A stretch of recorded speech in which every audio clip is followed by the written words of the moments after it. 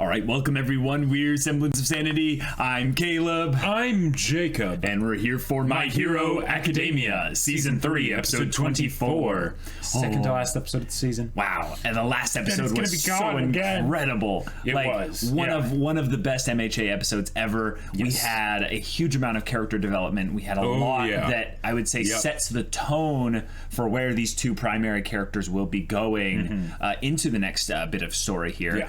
But this is a different kind of spot that we've left off than usual, because in season... Big shoes to fill. Yeah, in season... Was it season 2 or season 3? No, season 2. We're in season 3. What the heck? In season 2, we ended the season with a kind of a tie-in to the next arc. Right. With the Shigaraki encounter at the mall. That was in the very last episode. Yes, but in this one, we've still got 2 episodes, so we could get a little bit of a breather. We could get a little bit more character development for others. Yeah, we could do like a little mini 2-episode little deal. That could be really cool. Yep, they could kind of segment this kind of next kind of stage of the story with a little bit of more kind of beginning stuff where it's not like a hard start. It's more like, you know, we get some new things kind of showcased to us. Maybe some more things with All for One, All Might, and all that. Maybe a touch base with the villains. You know, we get to see what Shigaraki and Toga and Dabi and all them have been doing. We haven't seen them in a while. There's a lot of things that can happen this episode. Yes, but the fact that there's 2 episodes, that kind of makes it curious. So we're excited. So without further ado, let's get into it. All right, guys, we're gonna start the episode in 5, 4, 3, 2, 1, now. Ooh. New character? All right. Huh. Oh, villain. Okay. What? Wait.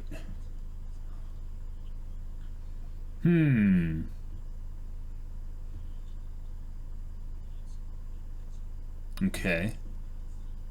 Is he like a telepath or?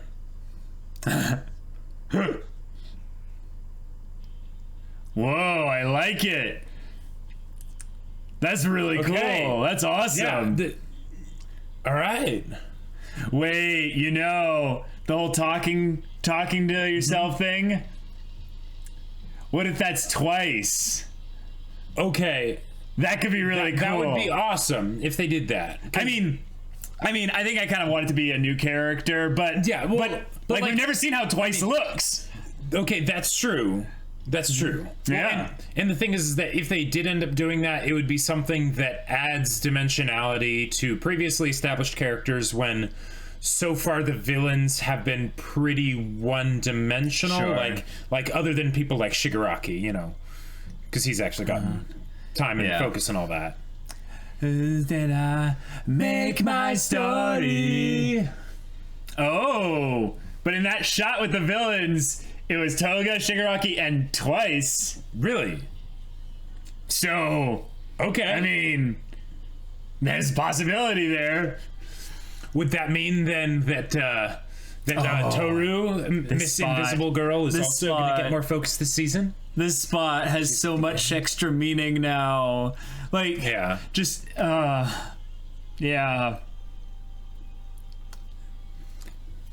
JoJo point. One and only. Season 4 encounters. Okay.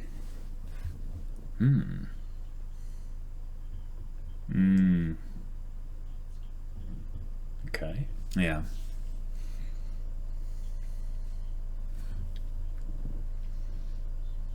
Yeah. Gotta love the media.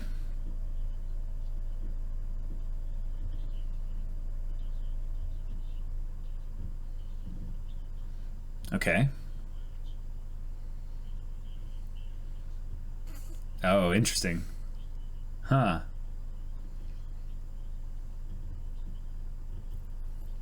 Wow. Yeah.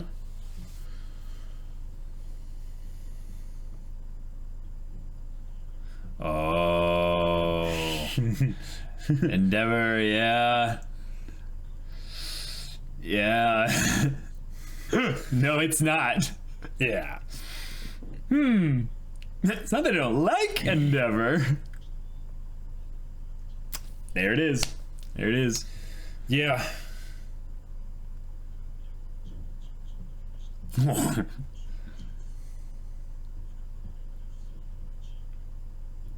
Oh, wow.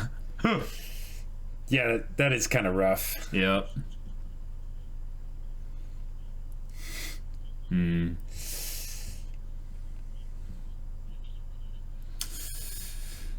Yeah. Okay.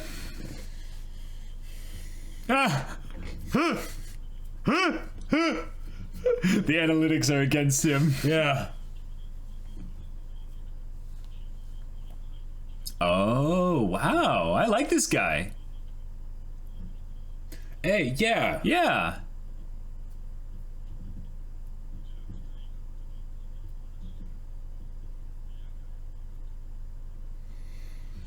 Yeah. Okay. Oh. Yeah. Dang. I love this character. It's so great.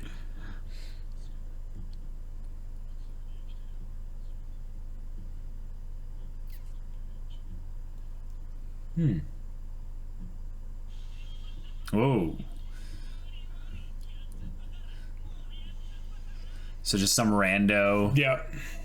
This is cool. It's like it's commentary on how things have changed. Right.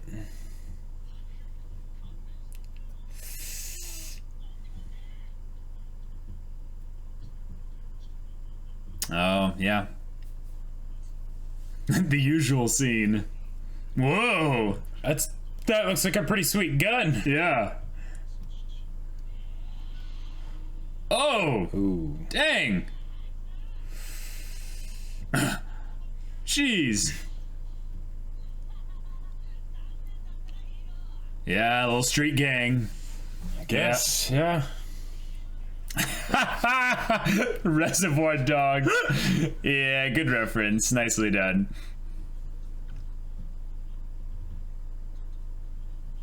Factions. Hey, I mean,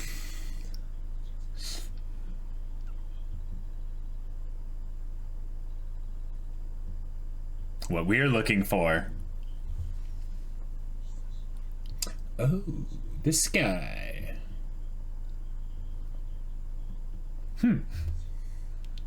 Huh.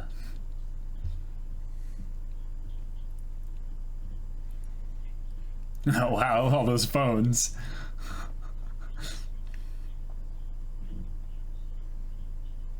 Dang. Supply and demand. Yeah. Yeah.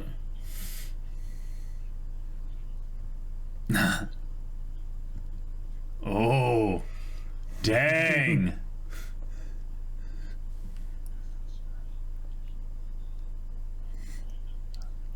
Yeah, I think it is twice.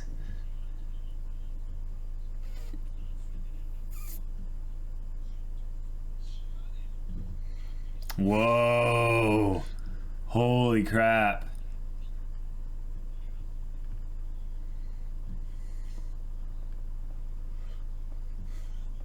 Okay.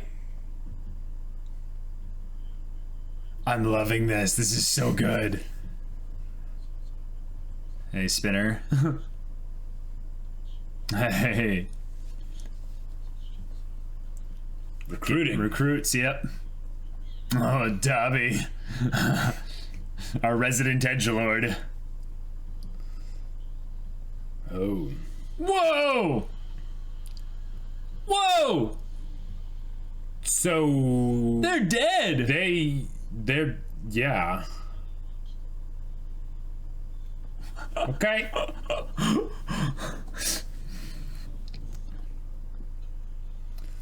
Oh, buddy. Oh, yeah. Okay. Oh, I love it. All right. Wow. That is it. Oh, that awesome.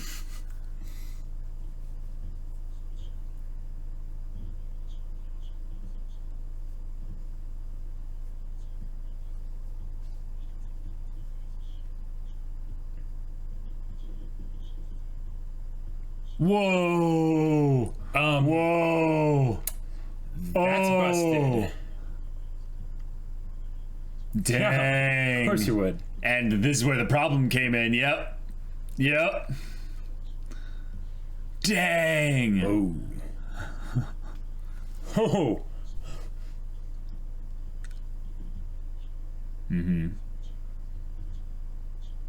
Holy crap.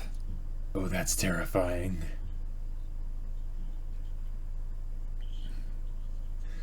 That's like straight up Calvin and Hobbes, like. Yeah. Jeez. Wow. And they bleed too. Uh-huh.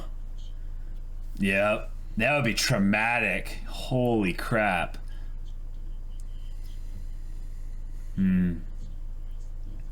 Whoa.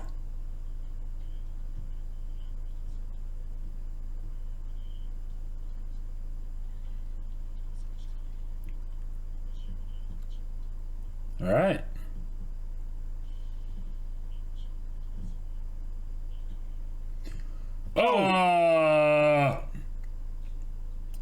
Okay. What?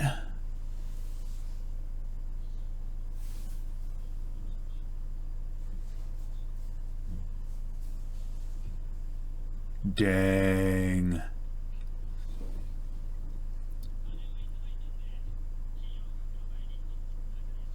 Overhaul. All right. So new recruit. Well, they all have those mask things. Probably just another gang, you know? Oof. Sure.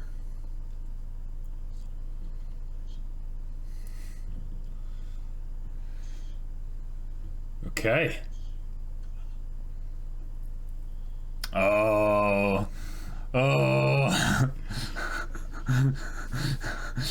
The vibes, man. Yeah.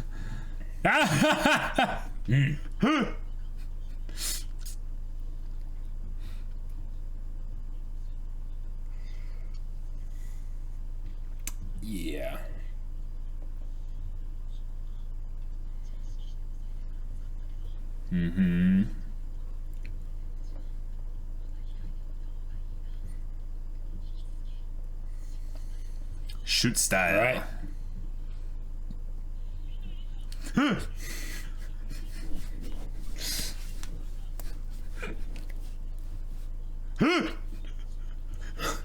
The dilemma of a class rep. Brokita. Yeah. Oh my god, Monoma. Freaking Monoma. Oh my. Yeah. Probably.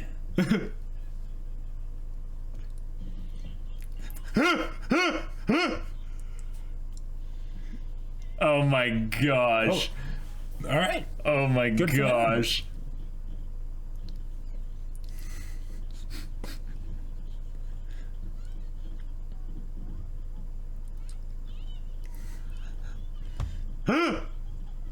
Okay. Horn cannon.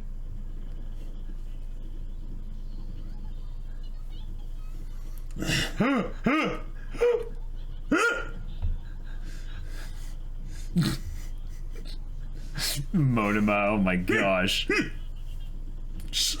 Shinzo! Yes! Shinzo!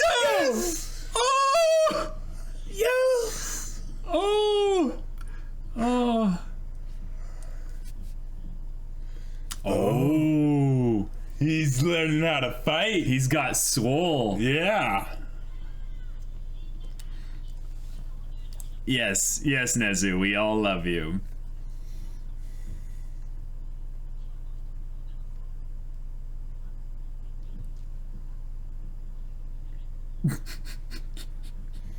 This is very specific. Okay.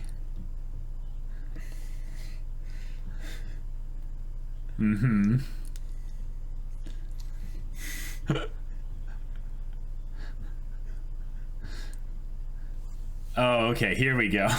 Sure.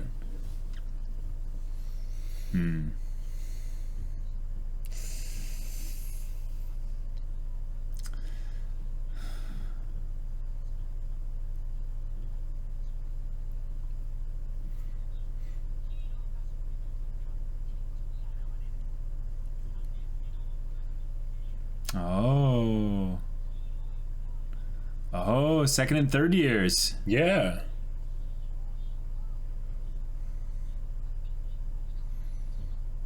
Huh.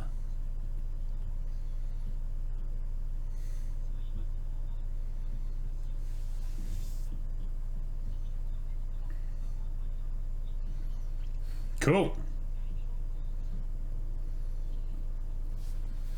Yes, everyone. Mm-hmm. We live in a society.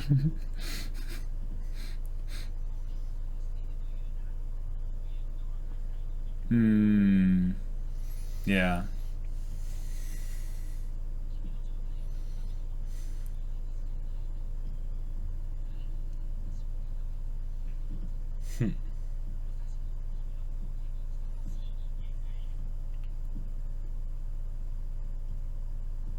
Who's that? New character? Yeah.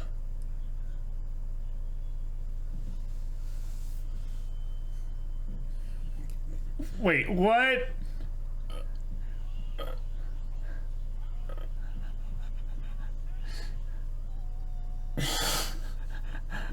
Okay. I like the design, but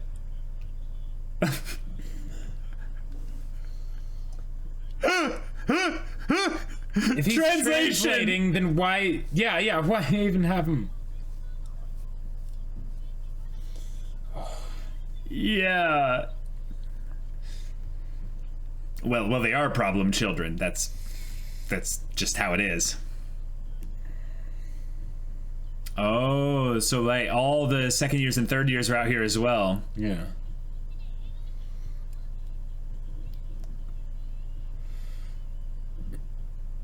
Okay, so I guess that was showing us a bit of the third years.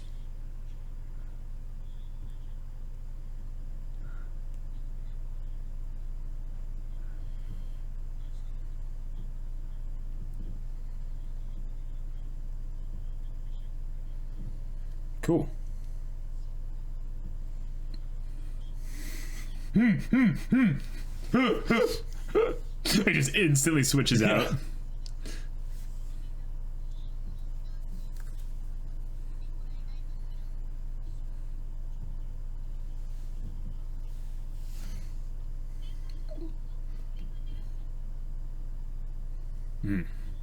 Yada yada.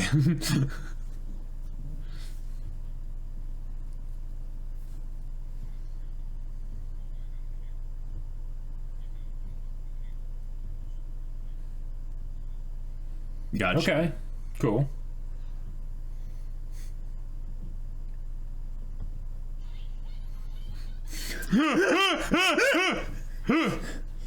Oh my gosh.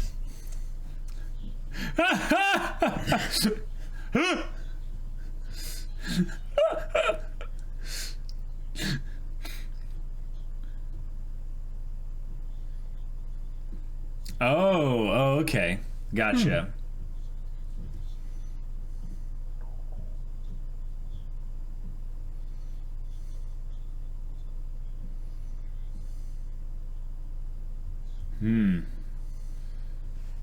Okay.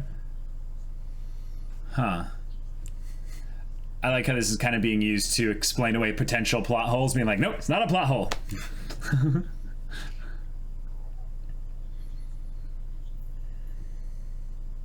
Ah.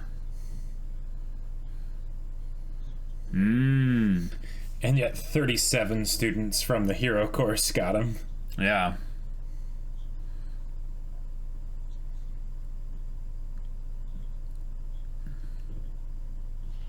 Present Mike? Oh my gosh. You miss me, brah. And Izo was just like, nope. I'm gonna go sleep. Yeah. Yep.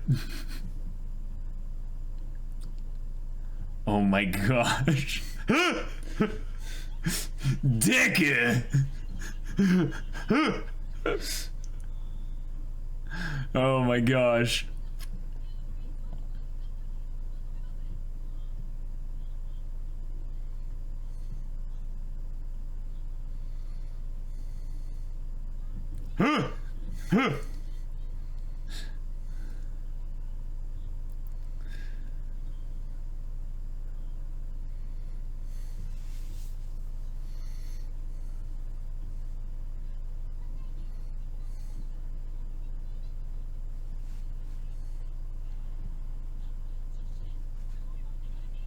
Oh. Ah! What is this?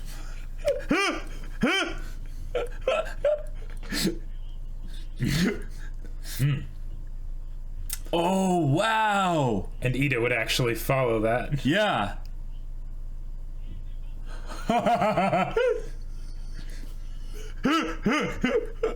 Okay. Oh my gosh. So it's like full house arrest. Yeah, they can't get involved with anything in the actual classes. I guess so.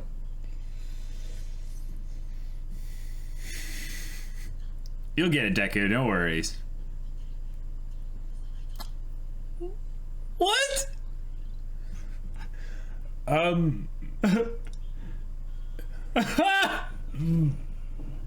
What is this?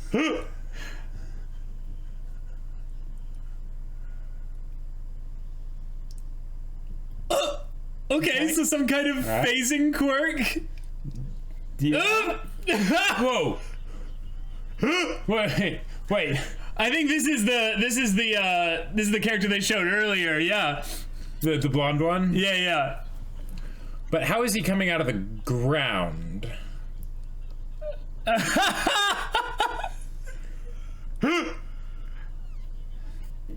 Okay. Okay.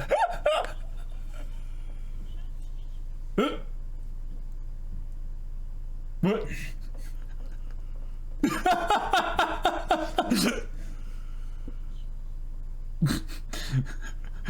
I love it. Dang, that's a really long written apology. Oh. Okay.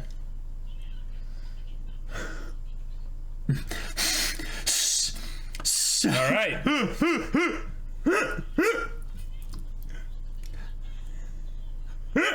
His competitive side right. agitated a bit. Ah! Of course, Kirishima, I love that. Yes! Haha!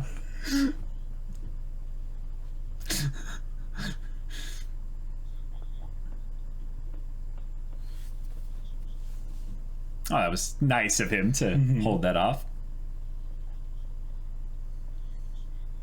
Oh. Gotcha. 3 of them. Okay. So 3. 30 years. The strongest. Oh. Okay. Whoa. The big 3.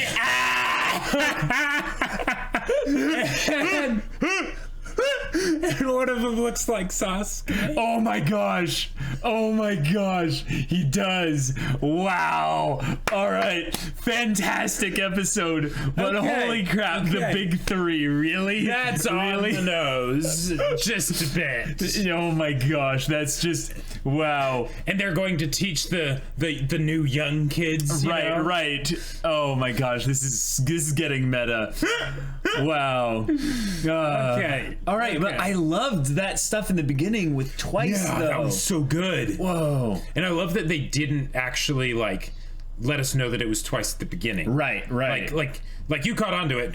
Great job with that, but like, oh. Yeah, I was thinking, like, wait, is this a character that we've seen before? Because I was like, wait, I guess the only one that makes sense is Twice, because we've never seen his face before, you know? Well, sure. But the voice didn't sound as similar in the beginning, so I was like, not that certain about it. But wow, like as far as like the second to last episode of a season, they're setting up a lot, like here in this episode. The idea of a villain getting characterized like this and then giving social commentary. Well, and also just like, it's just like the beginning of the episode. Well, and they just overall made this seem bigger, like that, like things like addressing that third year students do exist, and yes, I'm excited. whoa, this was a different like, episode. Like, I feel like this was basically them being like, okay, now that All Might's out of the way, right? Now that we're going to be getting into like the big stuff where it could be going into like potentially war, right? Yeah. Let's peel this back and really make everything seem big. Yes. They did that with the villains by showing all the different villains and having that amazing bit with Twice and everything, but then also, you know, like Overhaul and all the just stuff that was going on there. The commentary from Twice was also really good because he's basically looking at this whole, you know, world, if you will, and he's just kind of like, I'm kind of separate from it, right? But everyone else seems to be doing okay. But we know that society isn't okay. So what? Yeah, it's almost like he's realizing, or maybe he has already realized, because he seems like a more level-headed, or mature villain, because his main thing is just acceptance in that people aren't worried whether or not, you know, he's the right one, or whether his craziness is something dangerous or something. Sure, or at least not most of the people he hangs out with. Well, that's the thing. I don't think he really has anyone else. Right, yeah, and that was the point. Yeah, he was like, I joined the League of Villains because they accepted me, you know. Yeah. And then he enjoys kind of feeling like he's in good... Misery loves company, basically. Right, so he wants to find other crazy people like him. And the thing is that not everyone in the villain moniker underneath the villain umbrella is crazy. Right. They're just maybe, you know, a little bit amoral with regards to how they use their quirks, and that doesn't make them actually crazy. And that's the thing that makes Twice different from all of them, is he had... Okay, now I want to say, like, I kind of tapped into this, I think, earlier on in season 3, because the idea of... Gotcha. Like earlier on in season 3, I was thinking about Twice's character. I think there was some discussion, and I think you helped guide it a little bit as well, because we were talking about just how like conflicted he seemed with himself, right? And that might be one of the problems with his quirk, the drawback that he doesn't know if he's the real one anymore. And that was really like, okay, just the fact that they started it with him is fantastic, because the fact that they were doing big stuff later in the episode, but they grounded it at the beginning with a personal connection to someone who we didn't previously have a personal connection to, and didn't really expect to get, because like I would have expected it to be with like Dabi or Toga, like one of the newer villains that has just been around longer, right? Sure. Whereas Twice was introduced in this season, so which makes it seem like Twice is going to be a bigger deal moving forward in the story than we thought. Which does all kinds of things to make me excited for like seeing more of this. But because one, his quirk is busted. Oh yeah. Two, he's a character that right now doesn't have any real specific nasty aspects of him. No, he's just weird. He's just off because of the nature of his quirk. In some ways, his quirk inferred his characterization. Right. But we didn't know that until we got time alone with him and his thoughts and him just going about his day. Oh, yeah. And it's something that I think was cool to showcase how, one, he's looking at society in a different way than Stain or Shigaraki or All Might or Deku or anyone, really. But he does have an opinion on things. And if this upcoming story bit is going to be about how people respond differently to the All Might being, you know, removed from society thing, that's really cool, because then every character is basically going to explore that in some way. I really liked how they showcased the typical kind of villain steals a thing, hero responds, but now because villains aren't as scared anymore, they'll come out in groups and stuff. They're talking about mini factions forming, and then we had this new character Overhaul get brought in, and he had a bunch of cronies with these like bill-shaped like kind of plague masks. Plague masks. Totally. Yeah, and it's an interesting design choice. But like they had him like be shown just like introduced, killing the reservoir dogs. You know? And like whatever happened with them, they had like their body parts. In like different areas of like that was some road. like Steins Gate type stuff. It was like he almost like Like, I'm trying to think of, like, what his quirk is, because I'm guessing it might not just be his quirk. Oh. What it might be is that he's, you know, part of a squad or something like that, and he can, you know, move things in there. But what if he has, like, some kind of, like, bubble of time where he, like, just jumbles it or something? Sure. Do you know what else? What else? So, what that seemed to be was some sort of matter displacement. Or just simple. More specifically, phasing. Oh, and they drew the connection potentially with this new character who just simply phases through a wall and stuff. Okay. Now, they don't have to do that, but one of the things that I've always wondered... Like a family connection, maybe? Or it's just him. It's the same guy in both? Well, because, they don't have to because of all the things that they've been doing with the dorms and stuff. Black hair, blonde hair. Did he have black hair? One was clearly older than the other. Overhaul looks a lot older than the other guy. But one of the things that I've always wondered is if you basically had people... Now, in the case of UA, because it's such a prestigious school, you probably don't have as many issues with kids that end up being villains or are already kind of villains getting in, because unfortunately that probably means they probably have to be from more privileged backgrounds or whatever, so they might have had easier lives, didn't cause them to, you know, become villains, whatever. But the idea of people being at UA that are not actually wanting to be heroes necessarily, you know, like that's something that I've always thought would kind of make sense to have at least a few that are doing that. I think what would make more sense is they'd be there to specifically develop their quirk in a sanctioned environment. Right, exactly. But I don't see villains specifically attending there for the purpose of just honing their quirk. Oh, really? Yeah, what I see more of a potential is that this Girin guy, who I love, every time he's brought into the story, he ties back to the idea that there's this whole other side of society where things aren't necessarily regulated by the government. Things are a little bit more loose and chaotic and illegal. Like there could be whole underground schools where it's basically just where people go to like test out their quirks and stuff.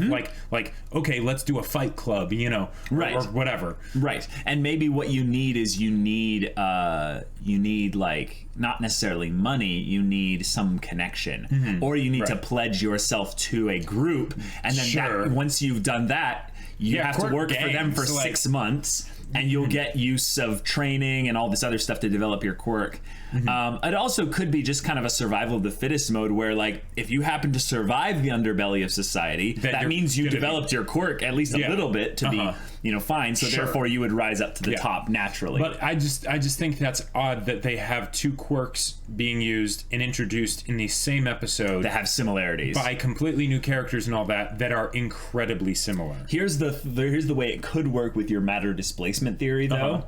This is stupid. This is actually stupid, guys. Don't buy this theory or whatever. Is that if you have the ability to move matter in some weird ways and stuff, couldn't you change your appearance? Possibly, but that could also be really risky because then you might kill yourself. But I'm more thinking of like with the whole phasing so hence thing. It's a dumb theory. Right. But with the phasing thing, if you can phase through things yourself, would you be able to help others phase through things? And if you could, then you could just leave them in the things. I really disliked all the superpowers that involved phasing where you could move someone else in there with it, because it's like, wait, since when does like just touching them be like, all right, now all your molecules separate and reform on the other side of a wall? But the physics of things never really work out anyways with superpowers, so it's usually just some, like, you know, it could be energy field or whatever. But the point is that if you have a power like phasing, and it's so insanely busted just to have a phasing power. Let me just break it down for you. Phasing is manipulation of your own matter. Right. That any kind of matter manipulation at all even if it's is very busted. Specific, because in the case of, say, phasing, well, no one can really defeat you unless you have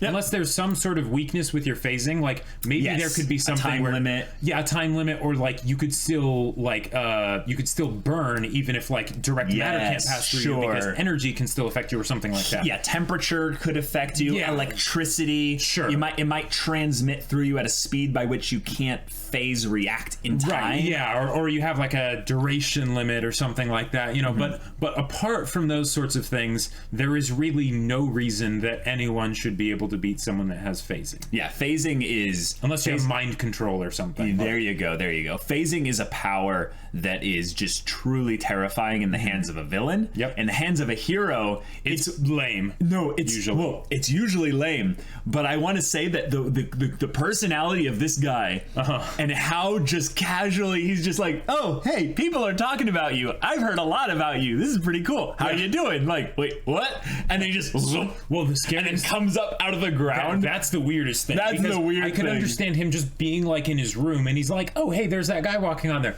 Hello, that's one thing. That's the other thing. How did he know he was out there? Sure, yeah, I didn't see windows. Maybe he has some aspect of perception along with the phasing as well. Like he's able to just like hear things, like sound goes. No, that doesn't make sense. That doesn't make sense. Yeah, that doesn't make sense at all. Maybe this is just what he does.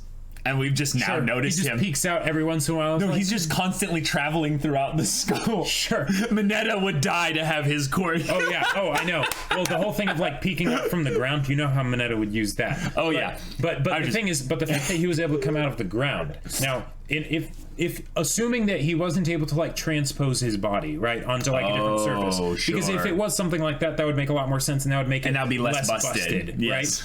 Right? But if it wasn't, then that would mean he would have to basically go to another room and then go down a floor, move over, and then look up through the floor. And that seems a little bit like that. I don't know, like that seems a bit far-fetched. The other thing about phasing that just gets weird with the physics side of things is that how do you move when you're completely submerged? Because you have no resistance. Right. So how do you not just fall through the earth? Right. Fall to the other side of the earth, So I'm excited because the reason why I was saying that I don't like the physics of the phasing person moving someone else with their own phasing is because MHA generally tries to make the quirks multidimensional, meaning that they can do this, but they have this problem as well. Right. They all have a drawback, essentially. And they could totally make it so that it's like more like a spell type phasing where it's like he can have one part of his... scry himself over to he can have one part of his body go to another surface that's connected like directly. Yeah, that would be awesome. Like that could be really cool. And then it's basically a personal teleportation potentially just for himself. And it's still super good. It's still super awesome, but it's not like insanely busted. It's like, okay, you defeat All for One because you just basically drop him into the core of the earth, I mean, that's the other thing. He can't necessarily make other people right. Well, that's why that would be a problem if you could, because Yeah, it's ridiculous. But we do know that these three characters are the strongest students in UA. Right. Of all of UA. Assuming that the third years are better than the second years and the second years are better than the first years. No, I think they're just saying that, like, we've evaluated all of you, because that's just what we do, UA. And we are bringing them around to a bunch of the other students. They probably rotated them around to the second years already. And, maybe earlier or whatever, or maybe this is just the common thing. They always have the big three. Yeah. And whoever are the three strongest, they go around to first years and just teach them stuff or whatever. And the fact that one of them looks like Sasuke, that's just a bonus for this year. Oh yeah. I'm really excited about their quirks, but I'm really more excited about the villain side of things going on here. That whole bit with Twice was amazing. I want to see more of that. Yeah. It's so good. What it's also showing is that the League of Villains is getting the trash, so to speak, as they brought up this episode, riled up. Yeah, they go like Deku was doing at the beginning. Right. Well, what it's doing is it's providing a beacon, like All Might did, for villains to go, we can do this. The villains have essentially said Watashi ga kita, and now all the kind of just criminal lowlifes basically have started doing their thing in greater numbers. Because fear is a powerful motivator, and the fact that they aren't really afraid now. Right, but one of the things I thought was really cool was we had a faction, a little street gang. The Reservoir Dogs reference was hilarious.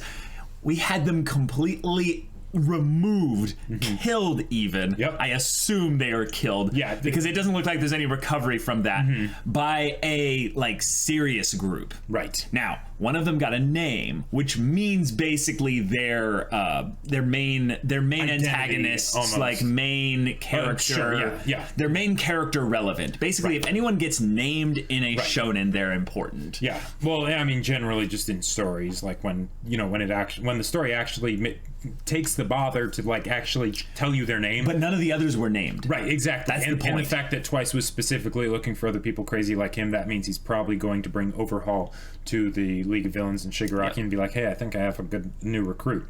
But the thing is that this group already looks realized. That was my other point, was that they all wore the plague masks. Sure, yeah. So this could be something where maybe it's not like, okay, you specifically, Overhaul, are going to come join our group or whatever. It's more like let's ally. You're going to be an affiliate organization. Right. Yeah. And he kept repeating that everyone is sick. Now, the masks that they're wearing might be a symbolism thing to showcase that they believe that they are separate. They are separate, but also they are immune to the effects that the trash bring and maybe society. That they will be the ones who will cleanse. Yes. They will give That's society where I was going overhaul. With this. Yep. That was you read in my mind, Jacob. Yeah. It's basically that his character is one that will upset the established order of things and give it an overhaul. Everything becomes chaos. That's the other thing, is he doesn't seem like a chaotic character. You were just almost following word for word that the Joker said, so I had to finish the line. Right. Yeah. I just feel like we think back to Stain. Stain had a very specific kind of code of what he was doing. Like he would go and kill or dismantle heroes in a specific area to increase hero activity, to lower the crime levels, to all this stuff. But he did things on a very person-by-person basis. Yes. He seemed to be one that was wanting to be judge, jury, executioner, and all of that himself and stuff. Right. This guy, I'm getting a different vibe. I'm not getting the vibe of just simply the other faction of villains, basically, that will, kind of, do things and stuff. Yeah. He seems like extremely condescending. Like really really like the kind of person that is so believing in what they believe. I don't know how that's a better way to say this, but here's how I would represent it. One, the masks. That's kind of like cultish, right? Yes. Two, exactly. There's the fact that he's talking about Overhaul and sick, all that stuff. But one of the things that makes that different from Stain, very different from Stain, was that Stain went on an individual basis and he had his whole general rule. But the other thing that was really big was that he acknowledged All Might. Yeah. So he was basically saying, I'm not the best. Right. But I'm better than you guys. Right. And this guy's actually the best. The fact that it was an externally focused thing. Yeah, he is my standard by which you all should be held to. Yeah. That basically does a lot to be able to take the person more seriously because you know that they also are judging themselves. Yes. Whereas this guy, so far we have not seen that. And I want to be an excuse for being able to do stuff, and it's all propaganda. Also, I wanted to connect it to the bit they had with the newscaster, where the newscaster was drawing the connection of Endeavor, yes, has these problems, but we should be looking for the pluses rather than the minuses. This character Overhaul seems to be just focused on how things are wrong and is not necessarily looking to provide a solution based on what we've been given thus far. Or even give a definition of what healthy is. Yes. If everything's sick. He just wants to not be sick. Right. It's not like he's coming in with like the cure, essentially. Right. And even if you don't have the cure, just saying that this is what healthy looks like goes a long way. That was one of the big things Stain did. He's like, we should be like this. Why aren't we? Right. So if anything, I'm getting more of I will purge everyone below this standard that I have here, but I don't care about whether or not they have a desire to move up above that standard. I just see them as they are right now, and I determine that's, I could say, the difference between him and Stain is that Stain basically sees potential in someone. Well, and he's like, okay, I'm going to maim you, so you will not be a hero anymore. And maybe I'm not going to kill you as a person. Sure, and maybe by doing that, you'll sort of learn what it means to be a hero and do more of, like, I don't know, everyday stuff that's selfless or whatever. But this guy's also specifically targeting like villains now, and that might be another thing that we that's not really stated. It might be inferred because it just happened maybe upon the villains and stuff. We also saw Dobby roast some villains, and those guys are toasted now because in anime and just generally anytime you have a fantasy TV show or story or whatever and someone deals with fire, the fire doesn't actually act like fire. So those guys might be alive, but they shouldn't be. And it looks I think like they are dead. Probably are dead. Yes. But yeah, so there's that. And the fact that they talked about Dobby and like the fire and all that stuff in the same episode as they were bringing up the whole Endeavor thing. Yeah. Just saying. I don't think it was supposed to be a Dobby focus. Oh no, it was just not at all. That was just twice showing how that was just one scene. Villains are free to do more of what they do. Absolutely. I'm just saying. Oh yeah. I'm with you. I'm a huge propagator of that theory. So I'm totally with you on that. Now we got something awesome today that basically was a dream come true. Yes, and that is. We got to see Shinso again, baby. We got to see Monoma too. Monoma was great. He was fantastic. I'm not done with the whole villains thing, so I want to go back. All right, let's talk about Shinso. Shinso is back. He's been getting a little bit swole. So, one easy thing to extrapolate from that is that he remembers the fight he had with Deku. And it takes time to build muscle.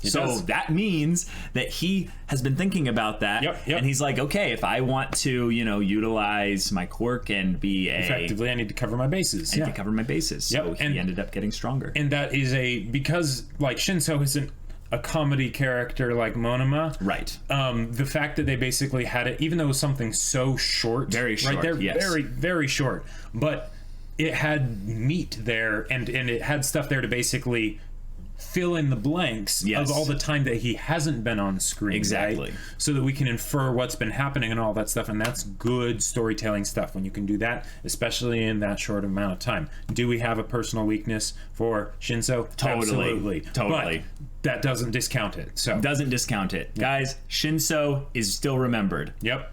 Like, in some ways, it's a funny thing to showcase Monoma and Shinso so close to each other because let's be real, like, Monoma is basically the twice of the heroes, Sure. Like, if they utilize Monoma's quirk effectively... Oh, yeah, what if twice copied Monoma? See, that's the thing. Monoma's quirk leads to broken combinations. Oh, yeah. Shinso's quirk leads to just insanely strong ways that they can just stop people. Like imagine for a second, right? that Shigaraki's here and he's like, hey Shigaraki, do you hate All Might? He's like, of course I do. Okay, now put your hand on your face. See, that's the thing. That's the thing. Shinso is so insanely busted to any villain monologuing. The only thing that stops him really are no moves. Hey, Kurogiri, how do you dress? Like, when you're a living portal. Well, okay. Now, what I want you to do is I want you to portal all the League of Villains into different places on the ocean, and then go take a 12-hour nap. That's dark, man. But that's the thing, is just seeing them together showcases which one is probably going to be remembered story-wise in the future. Which one got characterization that's new? Shinso, yeah. Monoma, he's still doing his shtick. Yeah. Bless him. Bless his stupid, ridiculous heart. It's great. He's a troll and he's good at it. But it's kind of the thing of why we are, excited about Shinso. Right. Like being back and being like, oh my god, he could be brought back into this story. This could be it. Like, imagine, this is a horrible thing to wish upon anyone in 1A. Oh no. But they started off this episode with some pretty dark stuff. Twice's whole thing there, they killed each other. And regardless of whether or not they were clones, The point is that they were killing each other. Yep. Also, this is another thing, is that Dobby did kill those people. Come on, Jacob. He killed them. Right. I just want to bring that up because, like, you know, the whole edgelord thing of, like, the badass, but then a lot of times it's like, oh, I don't totally kill people because then there's some chance of redemption, maybe, because killing people makes you irredeemable. But, yeah. I think we could be seeing, this is not necessarily going to happen because I feel like the kids are kind of untouchable, but someone could get, just with the amount of upscale and violence we saw in this episode, basically saying that it's going to get a little bit darker. Yeah. We could be seeing a Class 1A student put out of commission permanently. Not necessarily killed. Sure. But imagine what this overhaul... Well, no. We don't have to wish it upon anyone specific. Just think about what this overhaul person did to them. Sure. Because it makes sense that it would be his quirk. It would be kind of lame to realize that it was one of the faceless, nameless side characters' quirk that did this. Because it just helps build up Overhaul as a character. Right. If this happens to any one of the students at some point... They're toast. Well, yeah, they might not be dead. Maybe they'll find some way to save them and stuff. But maybe it's like, no, you're a paraplegic now. Right. Sorry. Yeah. Yeah. And you will still be able to do hero work eventually, but we need to give you robot legs. Yeah. We need to take you through therapy for the next, like, 5 years, you know? Right. Like, maybe Recovery Girl can help you regrow a limb. No, she can't do that. Yeah. But body's natural. Yeah, I know. Yeah. I mean, maybe if they took, like, some spinal fluid, you know, got some stem cells, whatever. I would be curious to see. Spread it along. I would be curious to see if Suyu, as a frog... No, I mean, no, we don't want to see that. No, we don't want to put that to the test. No, I'm just wondering, like, like, if she got invisibility, what kind of frog is she? Like, I know this is more of a lizard thing where they like regrow tails and stuff, but I'm just curious. Anyways, I am thinking that Shinso could replace the student that was put out of commission. Sure. And it would fit. It would fit perfectly. He's the one that wants it the most. He's the only character that's really mentioned it in the story, right, as being a thing. Yep. And I think that it would be good to have, like, at some point. You don't have to have it anytime soon, but, like, let's say, like, we saw in the class, you know, we see the empty seat and stuff, and it's kind of that visual foreshadowing of like, we have 19 students in the class right now. There should be 20. I'm just saying. I mean, if MHA is ever going to up the ante and make itself dark, it's when one of the students gets so injured that they nearly die, or they get removed from the class. Because basically the rule is, if you leave high school, you die. So if they leave the school setting, they're essentially dead. Okay, so, I just had a thought. What if it was Kirishima? Oh, Kirishima. Because that would hurt. That would hurt. Because it would be a character close to everybody, but not a character that they couldn't theoretically, like, move out of the story. No. And for someone like Kirishima, it would hit him so hard. I unfortunately, I want it to be someone that has a quirk that's a more not something that's as much of a body changing thing. Because let's go with the thing that someone needs to get robot legs basically or something, and they get removed from the whole thing and stuff. Kirishima's quirk affects his body. Right. So I think taking that away from him hurts the design potential in the future. Possibly. And this is a little bit metagaming here, but I would rather it be someone that doesn't really utilize their limbs for it. Like, here would be a really, really painful one, actually, is Ioma with his belly button laser and stuff. Like, he gets both legs broken, like completely destroyed. He can still use his quirk. He can still be a hero and stuff. But it breaks him. It breaks his positive merci, spirit and stuff. Someone like Coda. No, because I don't think that he hasn't gotten enough actual screen time for it to mean anything. Right. Of course, this could also be way down the road. And here's another thing. Okay, if students start being taken out of commission, not necessarily permanently, but just for a while. Just for a while. They could have a very, very, like sobering, that doesn't even seem like the right word, shot where it shows the class. Yeah. And there's a lot of empty chairs.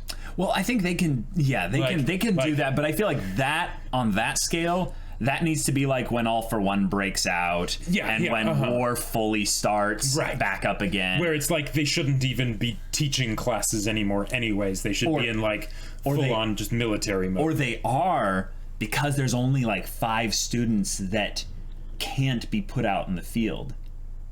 So what it is, it's not that they're dead. I think you tapped into a really good image potential thing there, but it'll be that there's 5 students and Aizawa is not the homeroom teacher. It's just some random other person. It's like a third year or something that needs to step up. Yeah, basically. And then it's like, so I know everyone's scared and, this is all crazy stuff, but we got to keep doing our classes and learning things. And it'll be like some of the students that are like, why can't I be out there? Oh, no. I mean, I wasn't meaning that. Just meaning like they're just not able to go out there. Like Coda, for instance. Sure. Like his quirk is great. It's really helpful. Yeah. But it might just be something where he can't actually protect himself enough to. Yeah, exactly. It's one of those things where it's like, okay, these quirks are awesome, but they're very different. And with some of them, it's like, okay, you're going to get yourself killed if you go into a war zone kind of a thing. Yeah. One of the things I've always really measured in the back of my mind, and I don't know if this is like an American thing or whatever, but like I look at all of them and I'm like, which ones get instantly taken out because someone pulls a gun? Yeah. Basically, like, all of those shouldn't be on the front lines. Because then it's like, okay, what happens if you just have someone with... you have a quirk that basically can just fling little... Like, the person who can fling those little, little screw heads and stuff. Just pulp everywhere. Yes. Yeah. Like, Jiro, sorry, rip. Rip. Yep. Coda, rip. Sato maybe would be okay. Like, he might be able to be strong enough to where it would only penetrate. Yeah, like, jump out of the way or like knock one aside or something like that. Yeah. Right. But Ida, he's fast. Ida's fast, yeah. Yeah. But Bakugo could be fine because he's also fast, but he's also, his quirk wouldn't directly interact with it. So. I mean, the explosion could knock things to the side or whatever, but yeah. But yeah, just something to think about. I feel like this is the episode where they're basically saying the show's going to get darker. The show is going to get people really hurt. Like, people are about to get really hurt here.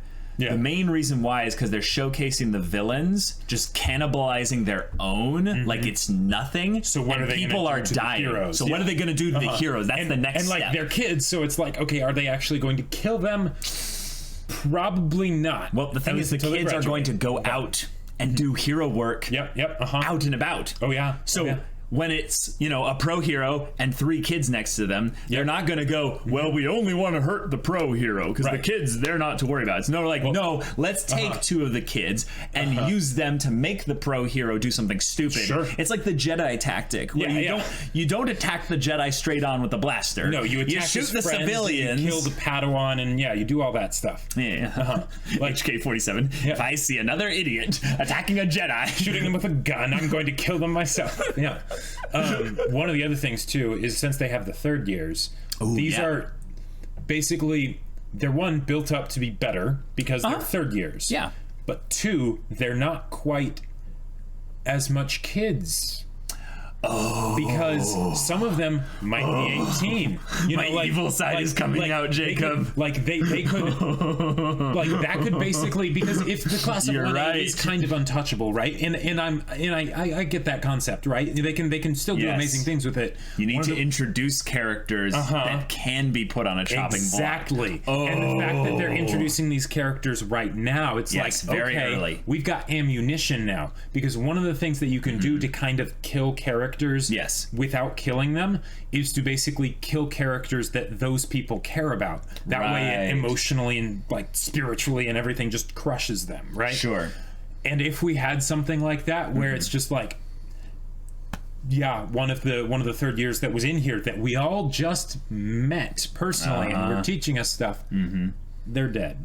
I think also would be really cool is that the world of MHA doesn't feel that big. Just in general, right? And this episode did a lot to build it up and make it bigger. So if this story that we've got coming up here is about making the world bigger, awesome. And I think that one of the ways you make the world bigger is you introduce more characters, you showcase different perspectives on the world, so that we then go, oh, right.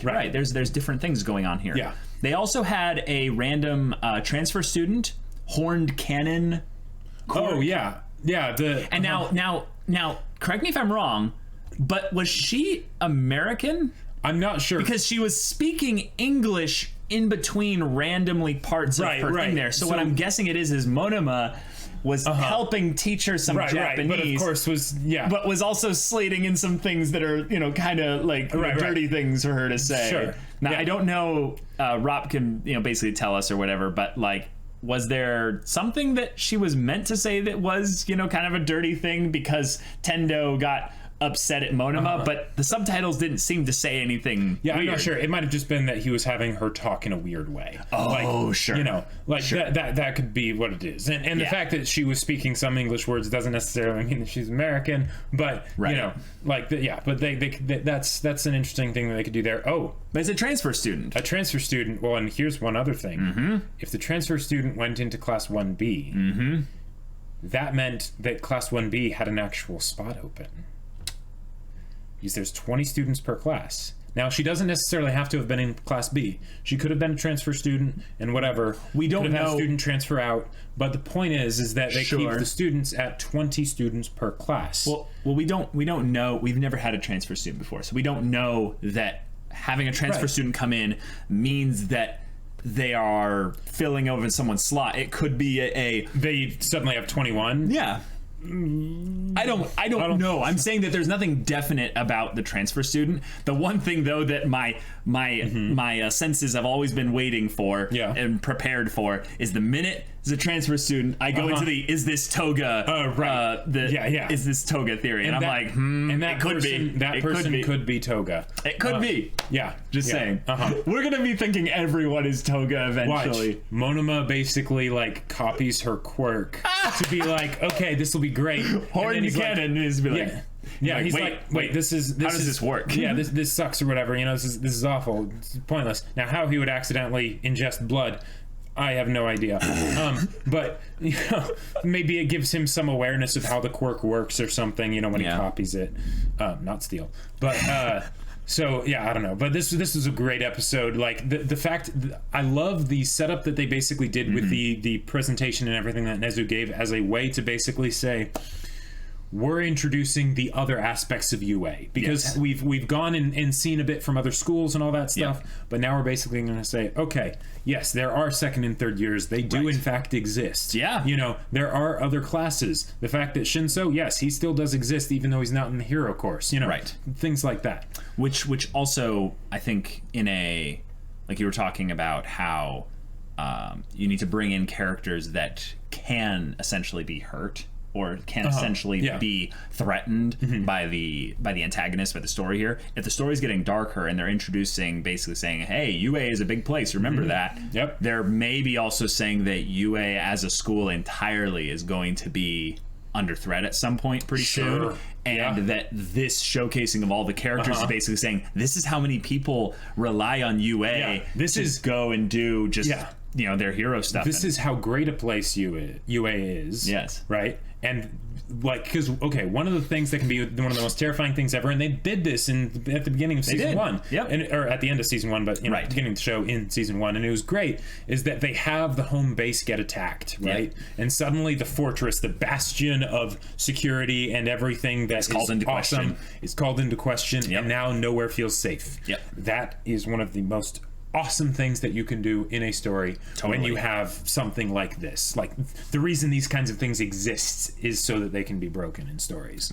So the fact that they're setting this up is like, hey. Let's quickly touch upon Deku. Then let's go back to the villains, because I have some things I still want to talk about. So specifically with Deku, he feels like he's getting left behind by just the nature of not being in the classes and stuff, which I think I missed in the last bit, that his house arrest was so much so that he can't go to classes. Like he actually, like, it's a legit house arrest. It's a legit, like, he is stuck in the dorms. He cannot leave. And I like that in some ways, people like Ida, they have to enforce that. So, they make sure that, they do their part and stuff. And he can leave it. He can leave the place to take out the trash and stuff there. But Bakugo's was a little bit longer. Makes sense. Because, he was the one that... He did instigate it. It's probably like one extra day or something. But but this is something of a fun side of Deku, just showing him being, in a little bit of ways, like Bakugo. I gotta focus, but he's like channeling his frustration into his passion, right? And that's just a picture, in my opinion, of what Bakugo can end up looking like with his anger and his competitive, aggressive nature, and how they can basically learn from each other and teach each other and all that stuff. So good stuff there. Yeah, in a lot of ways, it's kind of also giving a little bit of a shout out back to Madman Deku in the tournament. Yep. Because we know that side of him does exist, even though it needs proper motivation to come out. But, so. I mean, he's now tempered it with a little bit of intelligence to be like, I don't want to break my arms permanently. Right. Yeah. But, still. Yeah. But about plot twist, Deku becomes the actual paraplegic and needs to get robot arms, I'm just saying, who knows? Then he would literally only have shoot style, and it would maybe find some way to have one for all travel through his robot arms. That would be pretty cool. That would be pretty cool. But for the villains. Okay, but right before that, just that little bit with Deku getting the random encounter with the third year, who I gotta say, looks a lot like Tintin. Did you notice that?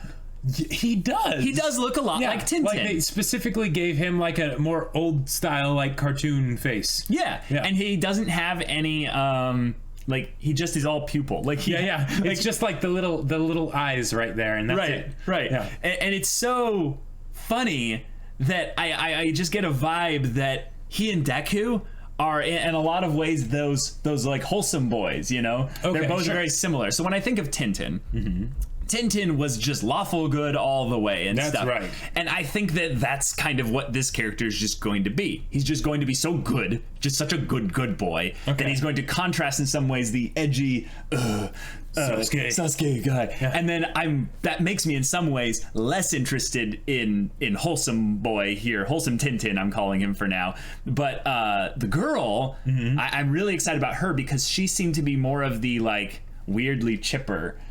Right. Yeah, and it's one of those things where whenever you have characters with that kind of personality, and not that that's like a specific personality, but just that level of energy, it makes it a lot easier to connect with them as people, because you get to see the kinds of people they are a lot faster, right? Inasa is a great example. Inasa is a fantastic example of that. Yeah.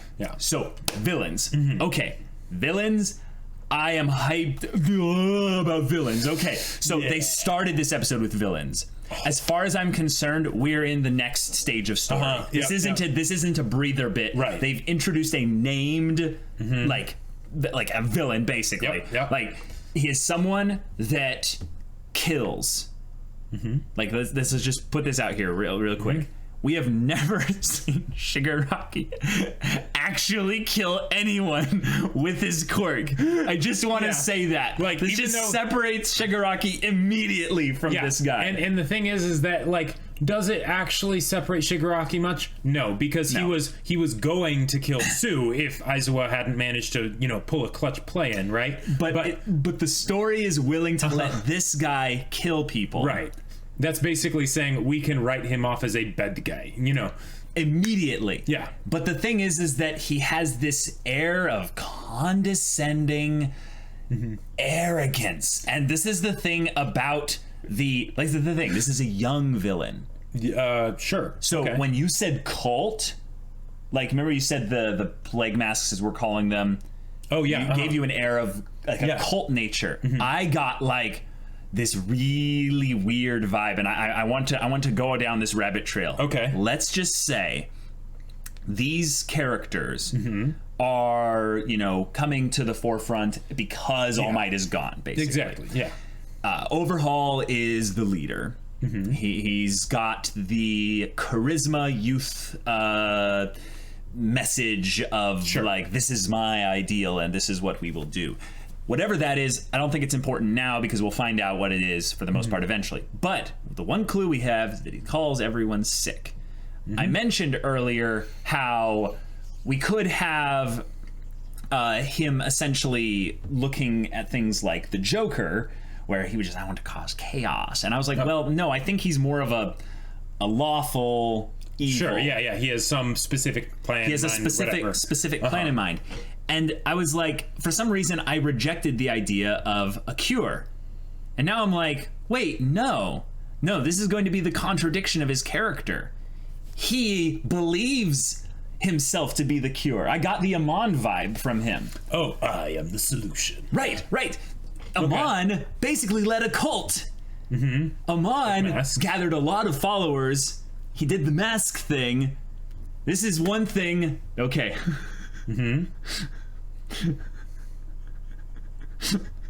Jacob, can you read my mind? Can you read my mind? So there are a few different things that I'm reading here. Okay. His quirk is not clear at this point. But I would say on some level, the connection we made to the phasing of the new character, the Tintin guy, I think is a point about how it is some kind of matter control. Okay. It might be the opposite. So you think there is some kind of familial relation? Oh, no. I'm just saying that we can use that to showcase that these quirks have similarities. Sure. Like, Tintin is basically self-matter control or something like that. Sure, yeah. Or whatever. Yeah, but what are you getting at? I'm getting at the fact that this character might be like a other matter control. Okay. Now, just the name overhaul feels like, how do I want to say it? A reset. Yes. I'm going down the rabbit trail so hard here. What if his ability is something that he wants to be used to cure people? Okay. If you had any level of matter manipulation control, you're already a mini god. Right. Like, you're already a mini god. And all those times you see in movies where people do have some level of matter control, it's stupid because they use it for dumb reasons. Dumb things. They make hands that grab people and stuff rather than just making a neurotoxin that kills everything on the planet. What happened? I'm going to go and like screenshot where the people were and stuff. I'm like on like the Jean Grey level afraid of this guy. Okay. The thing about... I'm again drawing it back to this whole thing here. The thing that I don't want to just come out and say it because I want to. Say it. I think we should be very worried about people's quirks.